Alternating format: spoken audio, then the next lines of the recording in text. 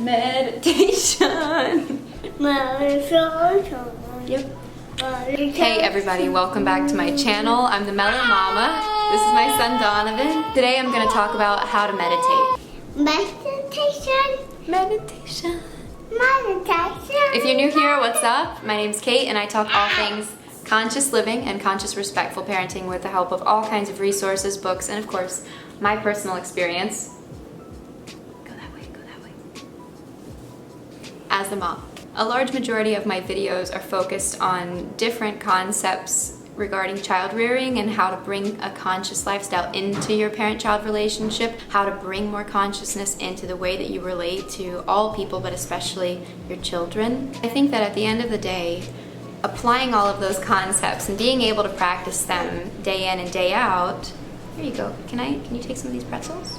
It's made so much more simple and even possible when you are taken care of, when you're feeling grounded, when your inner child is healed, when you've started to bring true awareness to your decisions, your thoughts, your feelings, and why you make those choices, why you feel those things, why you think that way, and start to truly assess and make adjustments. Meditation is a wonderful, wonderful, wonderful place to start in terms of doing that, of coming into that higher consciousness in every area, not just in terms of healing our traumas, healing from our own sort of whatever life experience, and also becoming more present, getting into the right now, and also meanwhile being able to create a vision for your future self and be able to sort of start to visualize who you really are meant to be, who you want to be, what you want to create, do, become. Also in general, I've found that we don't have enough quiet and stillness in our lifestyles today. Even for someone like me that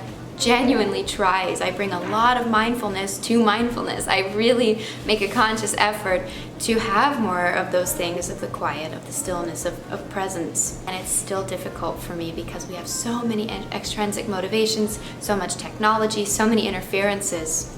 And meditation can bring us back, even for such a short period of time, to the present moment and to that end goal that we have to truly be, in tune with our intrinsic sense of self and a more connected, conscious version of that self. That being said, there are tons and tons of different ways that you can meditate. I'm only going to cover the way that I meditate, which is more of a mindfulness breathing style of meditation, and it's extremely common. There are lots of great books, and I'm going to link a few of my favorites in the description box below that are really helpful in terms of getting started. There are also a ton of great tools today to just help you really dive in, get started, and begin making this practice a habit.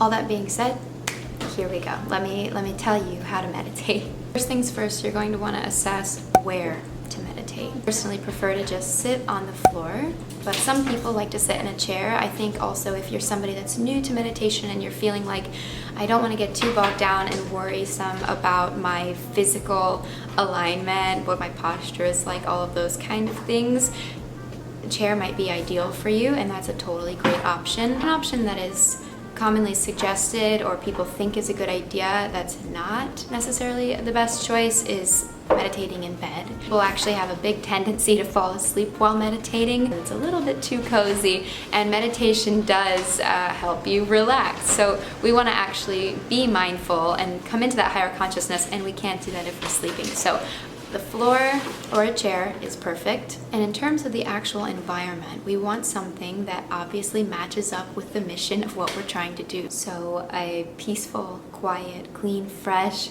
zen space and environment is what we're looking for. I would avoid trying to meditate in a place that is messy, dirty, cluttered, noisy, bright, or just a place that makes you feel uncomfortable. A few things I incorporate into my household and into my meditation practice that make me feel better and more at peace are plants, essential oils, and a diffuser. And often I light Palo Santo and candles. You obviously don't need to do all of those things at one time or all of those things in general. Maybe choose one and work with that. My favorite is hands down Palo Santo because of its cleansing properties, the scent, and I also just like the sensation of waving around the flame and the little stream of smoke. One more thing to consider would be light during your meditation practice. I prefer it to be pretty dark, and I meditate around 5:20 or 5:30 in the morning typically every day, which means it's typically dark outside and I don't really have to worry about a lot of obtrusive light coming in through my windows. But if I meditate midday,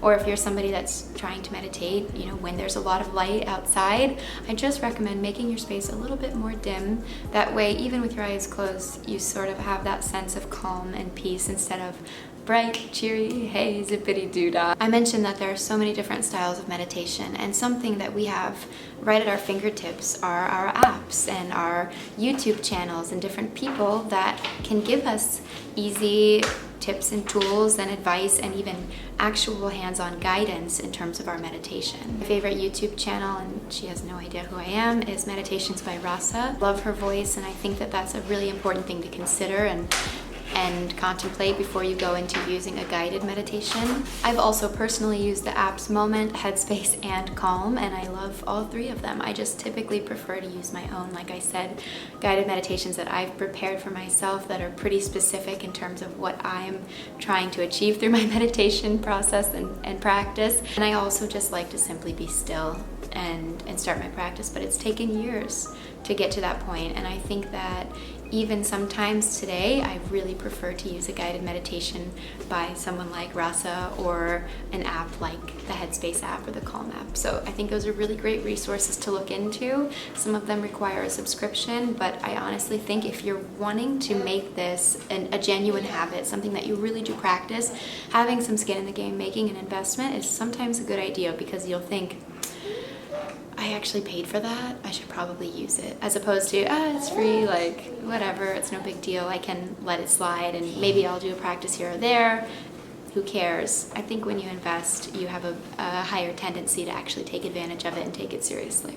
A common question is, how long should I meditate for? And the answer is so simple and straightforward, and again reiterating that this is a practice. It takes time to really make this a habit. Starting with 3 to 5 minutes of mindfulness and focused breathing is perfect, and a great foundation to continue this habit and maybe extend the amount of time that you meditate for. I meditate for around 15 to 20 minutes daily. Some people meditate for a longer period of time. Some days I don't have time to do that, and I meditate for about 10 minutes or 5 minutes. Either way, the practice is powerful, helpful, and a useful tool in terms of grounding yourself, setting an intention, and creating that sort of mindful lifestyle that we're all striving to create. Now, what to do with your actual body. Sitting down, ideally cross-legged, sort of with your feet folded into sort of pretzel-like formation. Nice elongated posture, sitting straight up.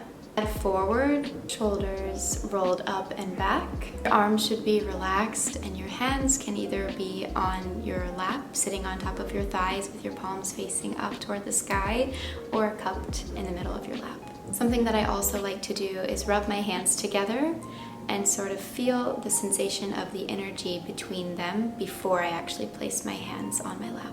I personally like to meditate with my eyes closed, and I also massage my third eye, which is right here in the middle of my forehead, before I start my meditation practice. And when my eyes are actually shut, I'm envisioning looking up and inward and toward that spot. So my eyes are closed, but I'm focusing my sight, so to speak, right there in that place. Some people also meditate with their eyes open, but for beginners, I really don't recommend it. It can be extremely distracting. Those of you that would like to meditate with your eyes open, I would just say not to focus on one specific object, but to rather stare off into the distance. It can be very easy to imagine all of these things, envision them, and sort of try to create this posture and become very rigid. But another thing that's important to consider during meditation is the softness of the body. A really great aspect of meditation is the fact that it's a release of tension. Oftentimes that release comes in the physical form of just simply softening everything. I like to visualize a lava lamp, those gloopy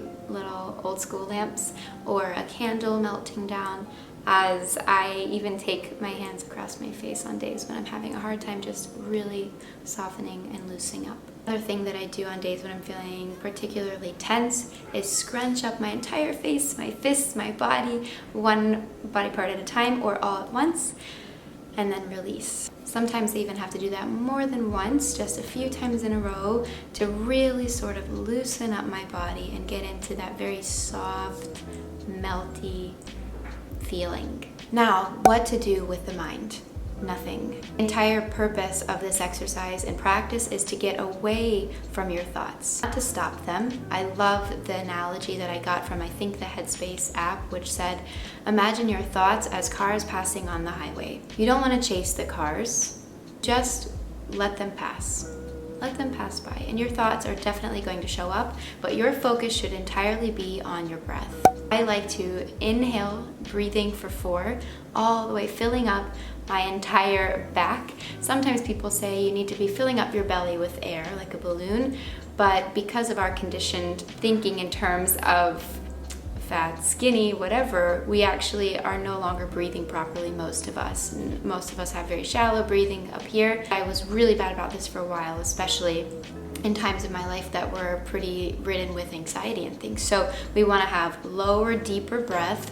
I like to imagine filling up my back. If you need to, before you start your meditation, put your hands on your lower back and breathe in through your nose and try to fill up that space. Feel that part of your body expanding, and that should be a great place to start for you in terms of where your breath should be coming from. Also breathing through the nose. Your nose filters air better than your mouth, and in general, I feel like I get a much deeper, better, more rooted breath when I breathe through my nose as opposed to my mouth. Really inhaling for 4, 1, 2, 3, 4, and focusing on this pause between the inhale and the exhale. And then maybe even counting again to 4 for your exhale. A couple of things that I like to do with my breath are visualize a color that makes me feel good. I like to use a swirling blue and purple light. I got this from Meditations by Rasa and I really love it. So I imagine inhaling that color, and I imagine that that is filling me up. Sometimes I also use a white light or a very yellow glowy light, but I definitely visualize that as I'm breathing in and exhaling. Sometimes if I have a pretty trying day, I have a lot of difficulties and challenges come up, I make it a priority to do a daily wrap-up meditation. In that meditation, when I'm breathing in and out, I imagine breathing in good energy and exhaling any of the toxic, bad energy, the tension, the stress, the anxiety, whatever, out. Again, thoughts, especially when you're just getting started with your meditation practice, are going to come up. It's inevitable, but let them pass, let them be, and just bring all of your attention to the breath. Eventually, you can add in things like what I like to do, which is visualizing my future self, doing things and creating things or having success in areas of my life that I would like to succeed in, or that I'm planning or know in my soul that I'm going to succeed in. One of my favorite meditations to do is to visualize my future self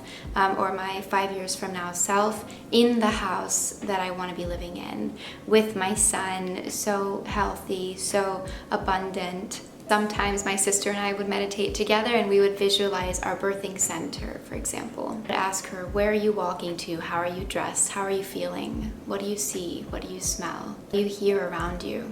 That's a really fun aspect of meditation. There are also some really wonderful inner child meditations. It can be so therapeutic and great for the healing process. However, when you are just getting started, even for someone that has lots of experience and they've gotten very into their meditation practice, it always starts there, focusing on the breath, bringing the awareness back to the breath. That's really it. The more you do this, and actually making it a habit is probably the more difficult part. But the more you do it, the longer you can do it, and the better you're going to feel, and the more benefits you're going to notice from doing it. Again, I meditate daily, each morning right when I wake up for 10 to 20 minutes, sometimes alone, sometimes with the help of a guided meditation or an app. Either way, because I've made this a habit, because I do this routinely every single day, sometimes twice a day, I truly feel more grounded, more at peace, more stillness, and more connected to my higher, more evolved conscious self. I truly think that it trickles into my ability to be a more calm, conscious, confident parent, and that's what I want for all of you guys. So thank you so much for watching today, and hopefully this was helpful for you. If it was, and if you enjoyed this video, please give it a thumbs up. If you haven't already subscribed to my channel, please do that and hit the notification bell for notifications every time I post a new video. Follow me over on Instagram at The Mellow Mama. It's a great way to keep in touch with me, ask me questions, and of course,